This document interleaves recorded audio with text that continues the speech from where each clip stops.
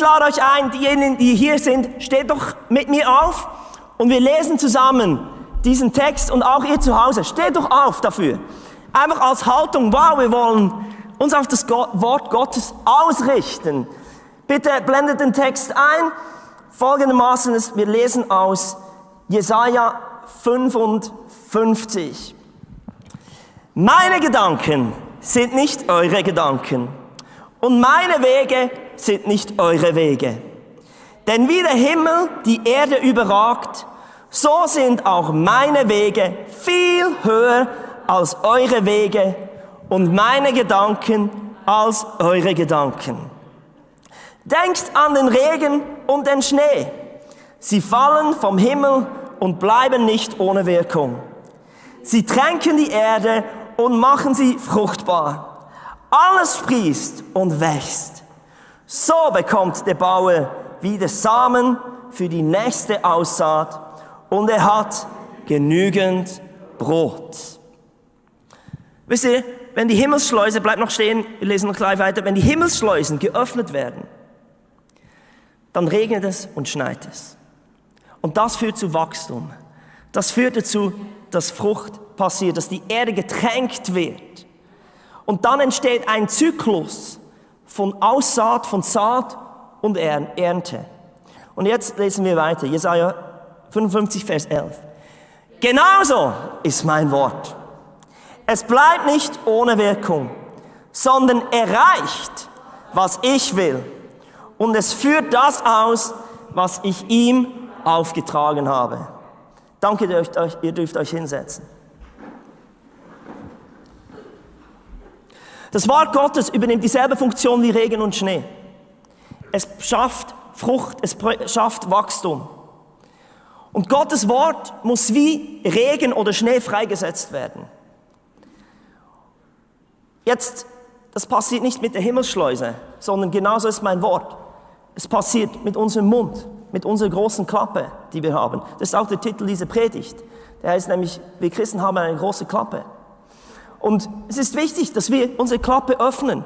Und je größer unsere Klappe, umso kleiner ist die Diskrepanz zwischen dem, was das Wort Gottes sagt und dem, was unsere Realität ist. Weil das Wort Gottes, wenn es ausgesprochen ist, wenn es freigesetzt wird, dann hat es eine Wirkung, das haben wir gerade zusammen gelesen. Es erreicht sein Ziel, es kommt nicht leer zurück. Und in dieser Zeit, wo wir drin sind und Lobpreis ist irgendwie abgebrochen worden, ist etwas, das abgeschaltet wurde vom Bundesrat. Eine meiner größten Sorgen ist wirklich, dass wir auch unsere Klappe geschlossen haben und dadurch auch nicht das freisetzen, was die Kraft darin ist. Und wir sind nicht mehr im Zyklus vom Säen und Ernten. Das ist wirklich ganz wichtig. In diesem Vers, den wir gerade gelesen haben, hat Gott gesagt, dass seine Wege viel höher sind als unsere Wege. Und 2 Kapitel später gibt er uns sogar noch die Strategie, wie er uns denn auf seine Wege bringt. Und hier ist die Rede vom Volk Israel und ich lese das aus Jesaja 57, Vers 17. Über Israels sündhafte Habgier wurde ich zornig und ich schlug es, verbarg mich und zürnte. Da wandte es sich noch weiter ab. Also die Diskrepanz wird noch größer zwischen Gott und seinem Volk. Auf seinen selbst erwählten Wegen. Seine Wege habe ich gesehen. Dennoch will ich es heilen und es leiten und ihm und seinen Trauenden mit Tröstungen vergelten. Indem ich Frucht der Lippen schaffe. Friede, Friede, den Fernen und den Nahen, spricht der Herr. Ja, ich will es heilen. Hier diese Zeile, indem ich Frucht der Lippen schaffe. Das Wort schaffe heißt im Hebräischen bara. Und es bedeutet so viel wie, da ist ein Schöpfergott dahinter. Das ist nicht einfach etwas, das entsteht, sondern es ist Gott selbst sagt, ich schaffe etwas daraus. Aus dem, was deine Lippen bekennen, mache ich etwas. Mein Wort kommt nicht leer zurück, heißt, der Herr, wenn wir es aktivieren, das Wort Gottes, aktiviert es auch Gott. Und er sagt, jetzt kann ich kreativ werden. Jetzt kann ich etwas schöpfen, das es vorher noch nicht gab. Und das ist krass. Er verändert das sündhafte und selbstsüchtige Herz seines Volkes durch die Frucht seiner Lippen. Also durch das Bekenntnis. Aber ihr wisst ja, Frucht ist erst genießbar, wenn es reif ist. Frucht hat erst diese Wirkung auch von der Multiplikation, dass es wieder etwas daraus entsteht, wenn sie reif ist. Und unsere Herausforderung, diese Predigt heute ist, dass unser Lobpreis, unser Bekenntnis reifer werden muss. Dass wir sagen, dass das nicht einfach nur unsere Welt ist, sondern auch das, was Gott will. Und wie er diese Diskrepanz zwischen unseren Wegen und Gottes Wegen kleiner macht, ist indem, dass er unser Bekenntnis reift. Dass das besser wird, mehr nach dem, was Gott eigentlich sagt und das, was ihm auf dem Herzen ist. Ist der Gedanke klar? Wie wird denn unser Bekenntnis reifer? Das lesen wir hier im Hebräer 13, 15. Ich habe heute viele Bibelstellen. Durch ihn, davon ist Jesus gemeint, lasst uns nun Gott beständig ein Opfer des Lobes darbringen. Das ist die Frucht der Lippen, die seinen Namen bekennen. Ein Opfer des Lobpreises bedeutet eigentlich so viel wie, Lobpreis ist immer eine Investition. Ein Opfer ist immer etwas, dass du in etwas hinein investierst. Du lässt etwas los, du verzichtest auf etwas, aber du säst es. Und eigentlich ist Lobpreis nichts anderes als eine Investition in unseren Glauben, wo wir sagen, wow, ich glaube schon etwas im Voraus. Eigentlich ist es noch nicht meine Realität. Es ist noch nicht das, was ich sehe, sondern es ist etwas, was ich jetzt sehen möchte. Also ich setze es, ich pflanze es, weil da wird eine Ernte drin sein. Und das ist wirklich die Herausforderung von Lobpreis. Lobpreis geht unsere Erfahrung voraus.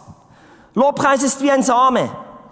Denn im Lobpreis drin ist die DNA Gottes. Lobpreis sagt immer, wer Gott ist, was er schon alles getan hat, was er vorhat. Weil Lobpreis ist wie ein Same, deshalb ist Lobpreis prophetisch. Weil es bekennt, was Gott tun wird.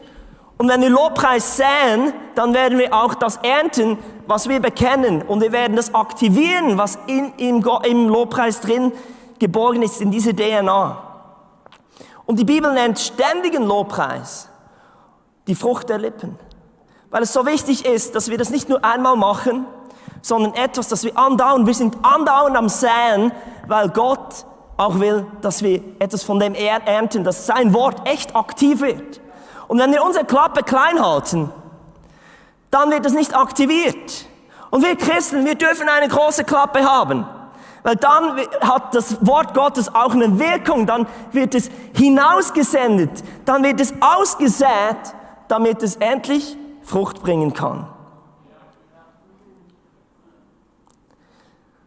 Unsere Lippen sind unserem Glauben sogar voraus. Psalm 40 sagt Folgendes. Das sagt David, er legte mir ein neues Lied in meinen Mund, in dem ich unseren Gott loben kann. Mit dem ich unseren Gott loben kann. Viele werden sehen, was er getan hat und darüber staunen. Sie werden dem Herrn vertrauen.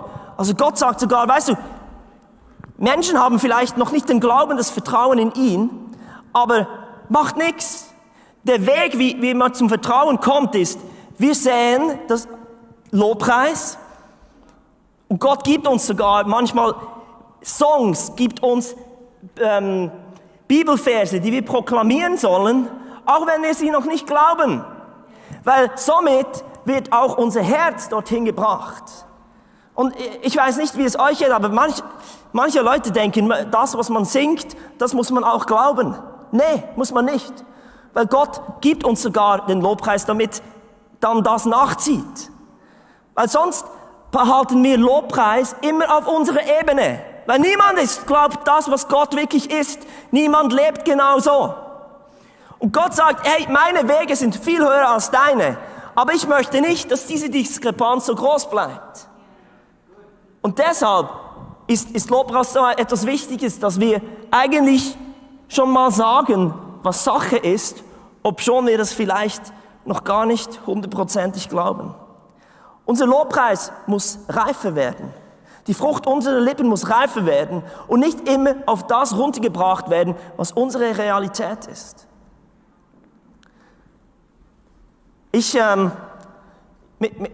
Mit 20 habe ich angefangen, Worship-Songs zu schreiben. Und einer meiner Werte war, weil ich so ein Authentic-Freak bin. Ich liebe authentische Menschen. Das ist mir wichtig, echt wichtig. Aber ich habe mir auch gesagt, ich will nur Songs schreiben, die mit meiner Erfahrung zu tun haben. Ich will nur das bekennen, was mein Weg ist mit Gott. Und das habe ich auch gemacht. Und dann ging ich nach London mit 23. Und dann kam ich in einen Riesenkonflikt. Weil in London, die Gemeinde dort, hat damals viele Hillsong-Lieder gesungen. Und die Phase von Hillsong war sehr proklamativ.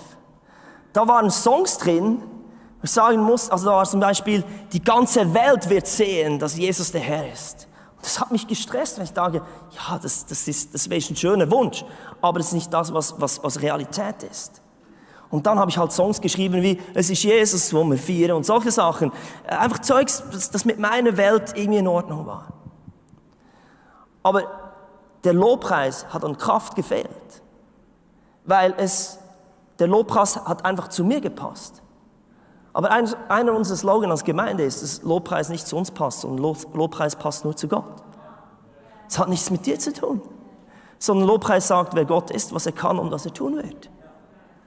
Und da habe ich eine Kraft darin entdeckt, dass ich selber angefangen habe, Lieder zu schreiben, wo ich sage, ich bin zwar noch nicht dort, aber ich weiß, dass mich Gott dort haben will. Und das ist sein Wort und das ist sein Charakter. Und deshalb kann ich das mit gutem, eigentlich, obschon ich es noch nicht voll glaube, obschon ich es noch nicht erlebt habe, aber ich kann das ohne schlechtes Gewissen singen. Ich habe schon ein paar Gespräche hier in der Gemeinde gehabt mit Menschen, die sagen, bei dem Lied singe ich nicht mit. Weißt du was? Wenn du weiterhin nicht mitsingst, wirst du nie damit mitsingen können.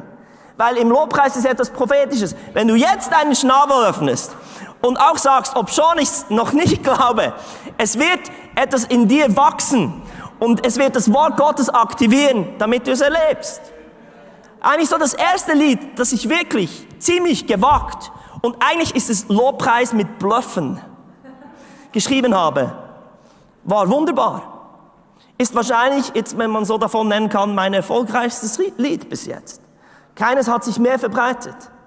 Und da singe ich dann, starker Heiler, treuer Versorger, ewige Hoffnung, du bist wunderbar. Ja, das habe ich in Berlin geschrieben, in meiner dunkelsten Zeit meines Lebens, wo ich am wenigsten Perspektive hatte. Und das mit dem treuen Versorger war weit weg und das mit dem starken Heiler auch. Aber ich wusste, das ist, was Gott kann und das ist das, was er tun will und das hat mit ihm zu tun und nicht mit mir. Also habe ich es proklamiert. Und ich schaue heute zurück und alles, was ich proklamiert habe, ist tatsächlich wahr geworden. Es war in dem Moment, als ich es gesungen habe und geschrieben habe, überhaupt nicht meine Realität. Lobpreis hat etwas Prophetisches. Und ich möchte einfach sagen, wir als Gemeinde, unser Lobpreis muss reifer werden. Er muss mehr mit dem zu tun haben, wer Gott ist und was er kann. Weil da liegt eine Kraft drin. Amen.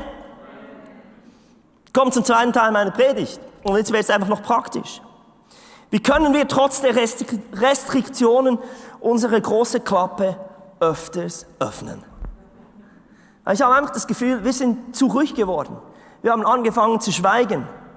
Und hier sind einfach 3 Punkte. Und ich habe dann auch noch Pascal, der was sagt, und Juana, die was sagt, dazu, dass es noch ein bisschen illustriert wird. Und ich glaube echt, am Schluss dieser Predigt werden wir eine neue Erkenntnis haben. Wie wichtig das ist, dass wir anfangen zu proklamieren. Mein erster Punkt hier ist, Lobpreis ist zum Glück nicht ans Singen gebunden.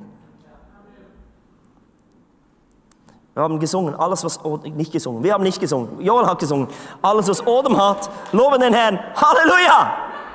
Halleluja! Also man muss nicht singen können, sondern man muss einfach atmen können. Das ist die Voraussetzung. Und eigentlich ist Lobpreis nichts anderes als eine Verkündigung, eine Proklamation. Das eigentlich jedes Mal, wenn wir von Lobpreis reden, dann müsst ihr euch bewusst sein, ich bin ein Herald. Herald war so im Mittelalter in der Zeit, hat der König jemanden beauftragt mit einem Dekret, mit einer Erklärung, mit einem Beschluss und gesagt, jetzt gehst du in die Dörfer und die Städte und sagst, was Sache ist. Das, was ich beschlossen habe, soll jetzt allen bekannt werden. Und jedes Mal, wenn wir von Lobpreis sprechen, bist du einfach ein Herald und machst das und sagst das, was der König schon befohlen hat. Das, was der König schon gesagt hat, das ist jetzt Sache. Das hat er entschlossen, nicht du. Wir nehmen einfach das. Wir müssen das nicht glauben, sondern das Gewicht ist darin, dass er es gesagt hat. Wir sind einfach die Übermittler. Wir sind einfach die Verkünder und machen unsere Klappe auf und sagen, was Sache ist. Das ist unsere Auftragung. Das hat nichts mit Singen zu tun. Dafür brauchst du keine Worship-Band. Dafür müssen wir keinen Gottesdienst feiern, wo wir endlich wieder singen dürfen, dass wir endlich wieder in diese Liga spielen. Nein, du bist einfach ein Verkünder. Aber es muss immer laut sein. Es ist nicht etwas, das du denkst. Einer der großen Probleme ist, dass wir Christen die stille Zeit darauf reduziert haben, dass wir das Wort Gottes lesen. Jetzt, ich kann euch echt sagen, wir sind nicht eine Kirche, die die Bibel liest. Wir sind eine Kirche, die die Bibel predigt, proklamiert. Weil darin ist die Kraft. Lesen tun wir nur Dinge, leise lesen tun wir nur Dinge, die Information sind. Die Zeitung liest du sicher nicht laut. Weil Information ist etwas, das man leise hört. Internet-Posts. Du gehst nicht auf Facebook und liest eine Information, die da auf Facebook ist, laut. Nein, macht man nicht. Weil Information hat keine Wirkung. Aber das Wort Gottes ist keine Information, es ist lebendig. Und weil es lebendig ist, muss man es eben aussprechen. Es muss einfach laut sein und da ist mir so egal, was der Bundesrat sagt und das ist nicht irgendwie ziviler Ungehorsam. Aber wenn wir es einfach Lobpreis immer laut machen und wenn wir es halt im Gottesdienst nicht machen dürfen und dann keine Lieder singen, dann müssen wir einfach schauen, dass wir irgendwo laut werden. Dort, wo wir unser Zuhause haben, dort, wo unser Alltag ist. Amen. Zum Glück ist Lobpreis nicht ans Singen gebunden. Singen ist ja auch oft auch peinlich. Nicht? Wenn wir jedes Mal nur das proklamieren könnten und dann singen wir Savior, He can move the mountains. Du hast jeden Tag überall die Möglichkeit, einen Lobpreis zu verkünden. Jedes Mal. Wenn du das Telefon abnimmst, musst du nicht reinsingen, um irgendwie das zu proklamieren und das Wort Gottes zu aktivieren. Nein, kann jemand sagen und sagen, hey, mir geht's momentan ziemlich schlecht und mit meiner Arbeit bin ich schon länger auf Kurzarbeit, es sieht nicht so gut aus, meine Finanzen. Und dann kannst du sagen, dir selbst sagen, jetzt bin ich ein Herold. Und jetzt verkünde ich, jetzt aktiviere ich das Wort Gottes, jetzt lasse ich einen Lobpreis durchs Telefon. Und dann kannst du einfach sagen, weißt du was? Sogar die Spatzen, die nicht säen, die nicht ernten, haben genug. Wie viel mehr wert bist du in den Augen Gottes? Das sind Worte des Lebens aus der Bibel. Und dann kannst du das proklamieren. Und weißt du, wieso das Lobpreis ist? Weil das Gott ehrt. Und am Schluss, Lobpreis muss Gott ehren. Es muss ihn größer machen. Es muss ihm mehr Raum geben. Und nicht, dass wir irgendwie das auf unseren Level runterbringen. Amen. Ich möchte Pascal nach vorne bitten. Schnell ihn fragen. Für mich ist er einer, der das lebt. Und das Proklamieren hat zeitlang auch Nights of Proclamation gemacht. Ist etwas, das er implementiert hat in seinem Alltag. Ja, nimm die Nummer 3. Super. Und so ist es richtig. Aha. Jetzt nehmen wir das noch weg, dass das da nicht zwischen uns. Pascal, du bist zwar Techniker, du bist auch Musiker, aber eben bei dir ist Proklamation etwas Alltägliches. das du ohne Musik machen kannst. Kannst du uns einfach ein paar Beispiele geben, wie du das implementiert hast in deinem Alltag? Du bist nämlich ein ständiger Lobpreiser, ein ständiger Proklamierer.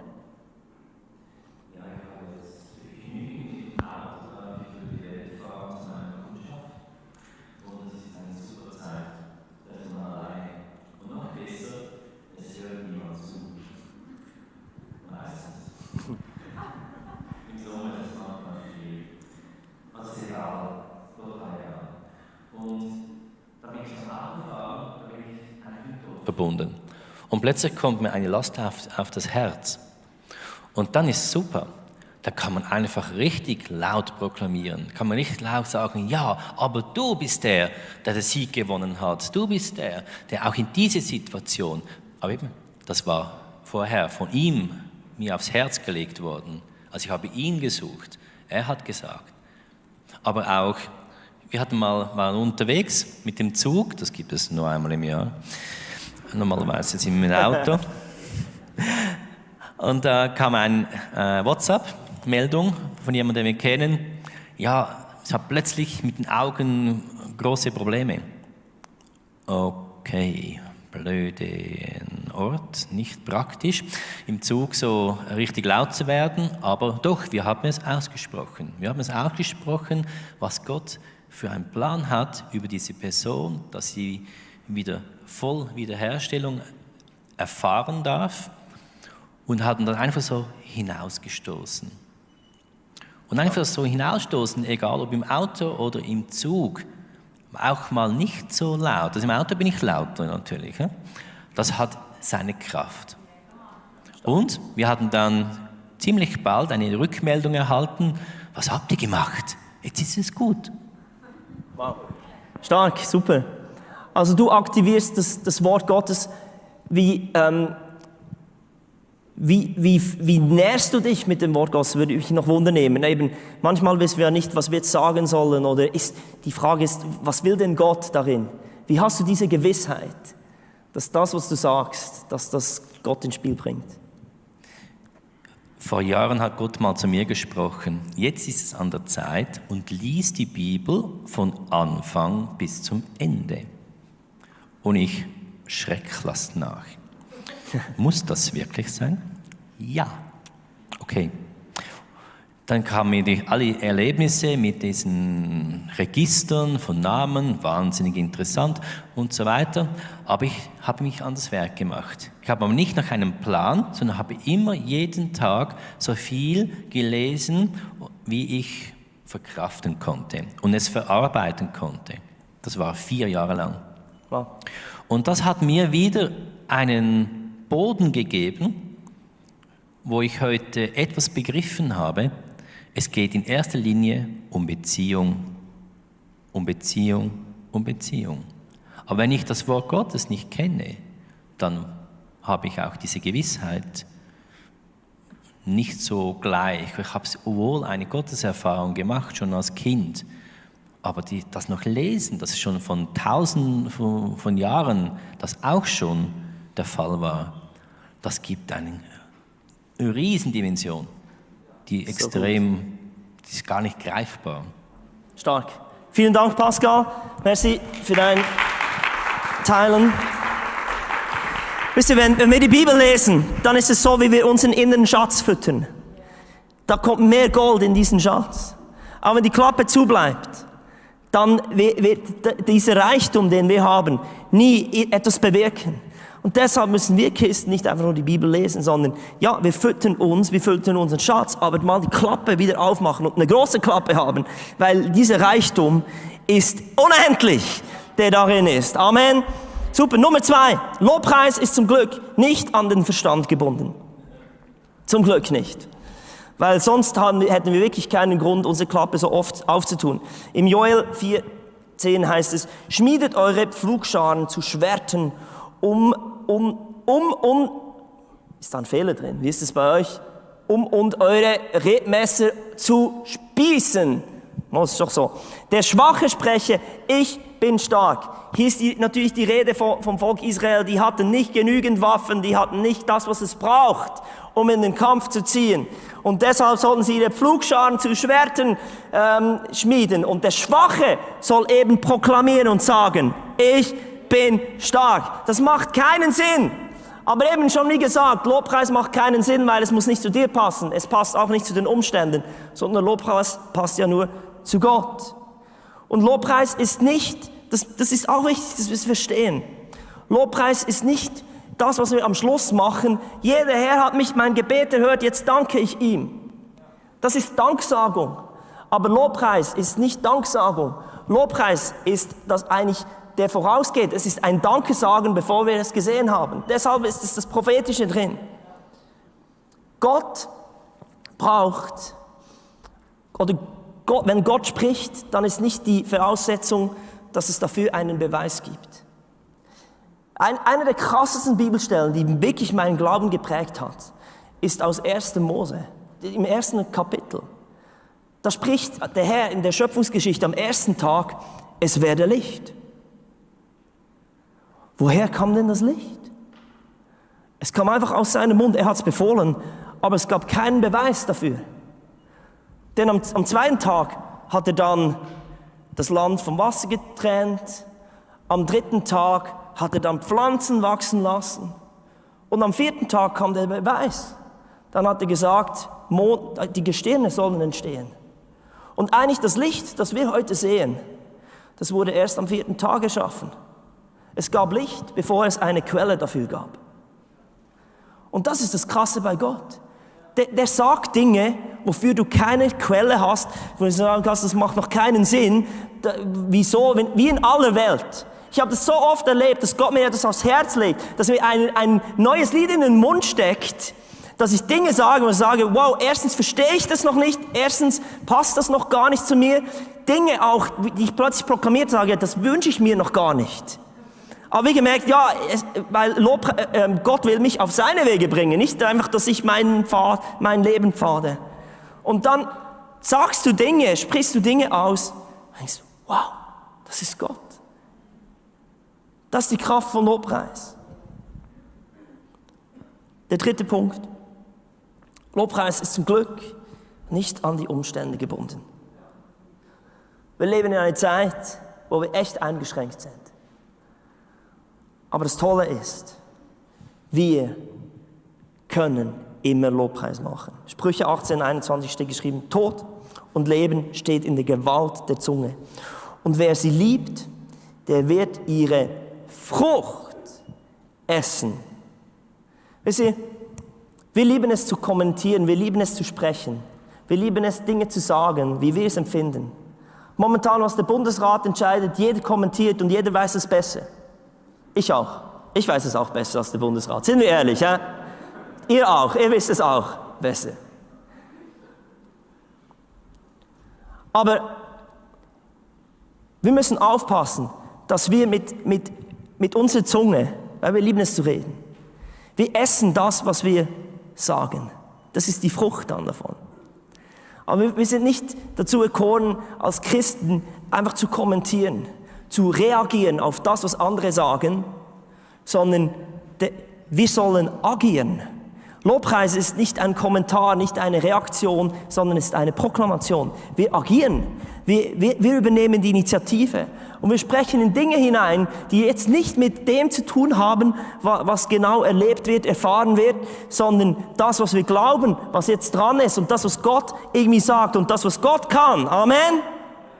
Das heißt im Jakobus 3,9, mit unserer Zunge loben wir Gott, unseren Herrn und Vater, und mit derselben Zunge verfluchen wir unsere Mitmenschen, die doch nach dem Ebenbild Gottes geschaffen sind. Ja eben, weil wir lieben es einfach zu reden.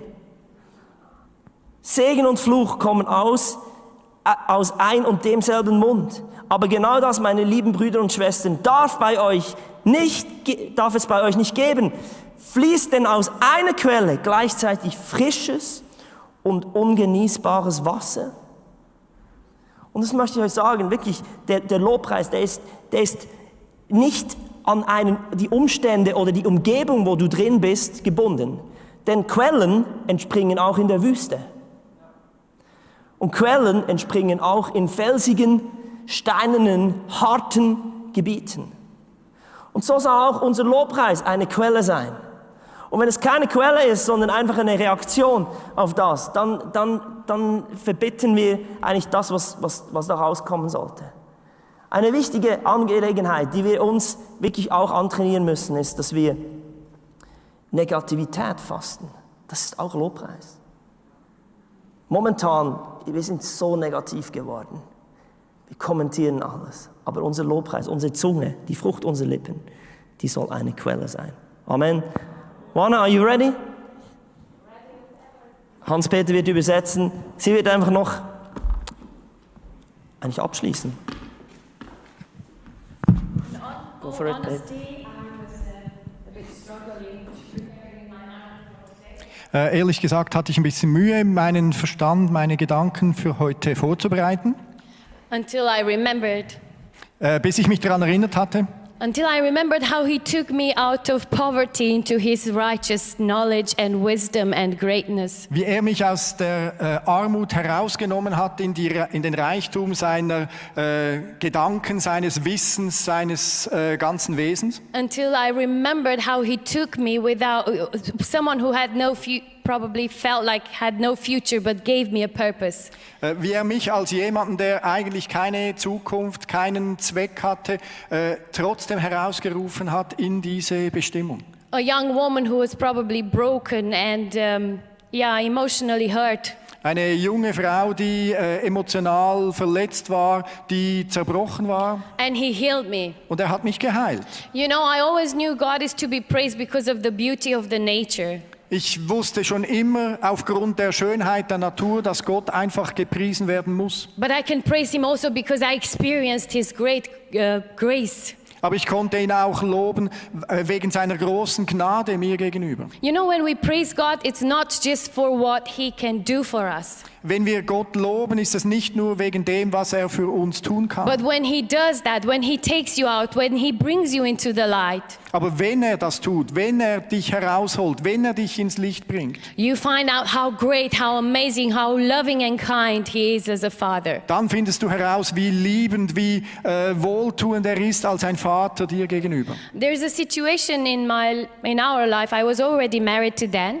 Da gab es eine Situation in meinem Leben, ich war da schon mit Dan verheiratet. We had our first son, Yanis, Wir hatten unseren ersten Sohn, Janis, schon. and he was 4 months old. Er war 4 Monate alt. And we booked a trip. It was a present from Dan's parents that we got, a trip to France. Wir haben eine Reise gebucht, das war ein Geschenk von seinen Eltern. Wir haben die Reise nach Frankreich geplant. But the problem was that we didn't have a passport for our son. Aber das Problem war, wir hatten keinen Pass für unseren Sohn. Dan and I got married in London. Als wir in London uns We geheiratet haben, got married in London, but we had no papers for Romanian or Swiss. wir haben in London geheiratet, aber wir hatten keine Papiere für einen Schweizer und eine Rumänin, to prove our marriage. um diese Heirat zu beweisen. So even if I went to the Romanian embassy in Berlin, we were living in Berlin at that time. Zu dieser Zeit haben wir in Berlin gewohnt und auch wenn ich dort zur Botschaft von Rumänien gegangen bin, They couldn't release a passport because I wasn't married in Romania. sie konnten mir keinen Pass für Janis geben, weil wir nicht in Rumänien geheiratet haben. With the Swiss embassy, it was even worse because. Mit der Schweizer Botschaft war es sogar noch schlimmer. So we were in a situation that had no solution somehow. Wir waren also in einer Situation, für die es keine Lösung gab. But one day, Dan decided to go to the airport and just ask. Aber Dan hat sich dann entschlossen, einfach zum Flughafen zu gehen und dort mal zu fragen. So you know, when you are at home, left behind, what do you do? Und vielleicht wisst ihr auch, wenn du allein zu Hause zurückbleibst, was tust du dann? Not just because I was alone, but I prayed. Nicht nur, weil ich allein war, aber ich habe gebetet. And I had a word in me that someone spoke over and said, hey, you are not just a Romanian friend. You have the authority of God over you. Aber da hat jemand zu mir gesagt, du bist nicht nur einfach eine rumänische Frau, du hast Autorität über der Situation. So let's not just look at the situation, but look at God.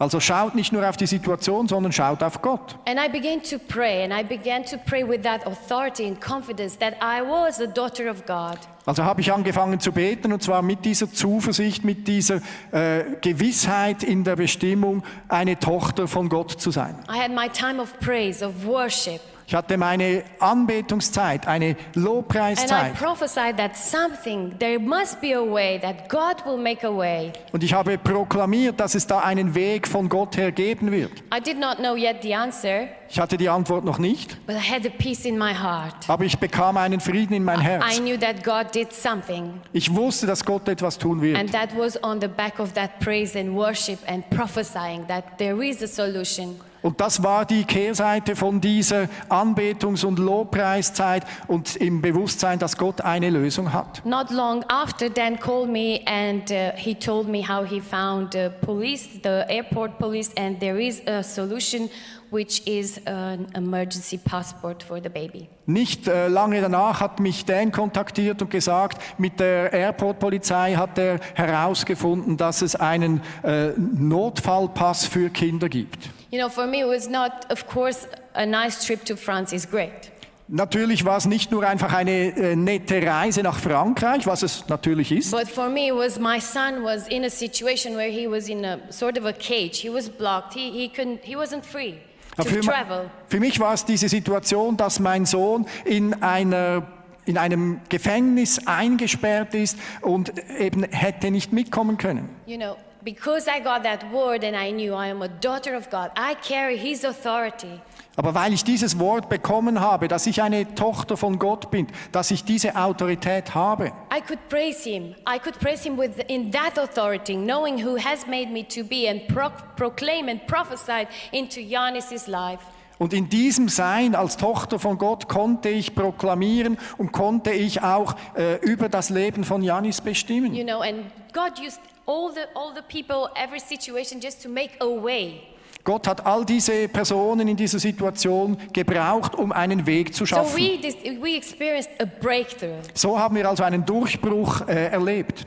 You know, maybe you are in a situation right now where you need a breakthrough. Vielleicht bist du jetzt gerade in einer Situation, wo du einen Durchbruch brauchst. You know, we praise God for everything beautiful and wonderful that He does. Wir preisen Gott für alles Wunderbare, für alles Schöne, was er tut, What He does around us, was er um uns and herum it's tut. amazing. Das ist erstaunlich. What about for us? Something that it's personally for you. He wants to bring that breakthrough for you. Aber auch das, was er ganz persönlich für dich tut, für diese wunderbaren Sachen, für diese persönlichen Durchbrüche, die er schafft. He wants you to personally experience that.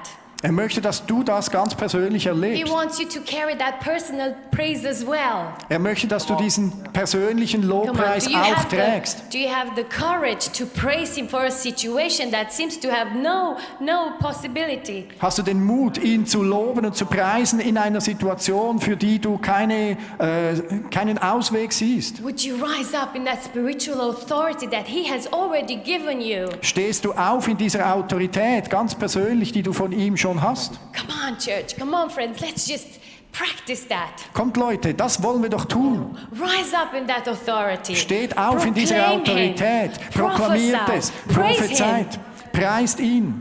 Shall I invite Dad to pray for the people? Hey, ja, danke vielmals, Oana, danke vielmals.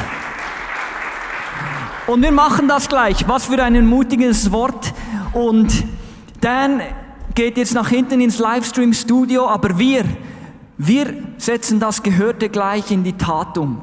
Und ich lade euch ein, aufzustehen und mit mir zusammen genau in diese persönlichen Situationen, in der ihr steht, euren Glauben zu aktivieren und zu sagen, Herr, ich sehe vielleicht nicht genau, wo das du in diesem allem bist, aber ich spreche es aus. Ich spreche es aus, ich vertraue und traue dir Großes zu. Jesus, zeig uns, was du mit unserem Leben vorhast. Öffne den Himmel und komm, brich durch, Jesus. Die Band wird ein bisschen leise Musik spielen und ich ermutige euch, das wirklich auch laut auszusprechen, was ihr aufs Herz kriegt für eure Situation, wo ihr drin steht. Vielleicht ist es Gesundheit, vielleicht ist es eine Situation an der Arbeit oder mit Nachbarn, in der Familie. Etwas, was euch blockiert oder wo ihr noch nicht dort seid, wo ihr wollt, mit der Arbeit, Wohnungssuche. Sprecht es aus, laut. Wir proklamieren Gottes Größe. Danke, Jesus, dass du groß bist und dass du größer bist als alles, was wir sehen, was wir verstehen mit unserem Kopf. Wir danken dir für deine Größe. Wir erheben deinen Namen. Wir vertrauen, dass du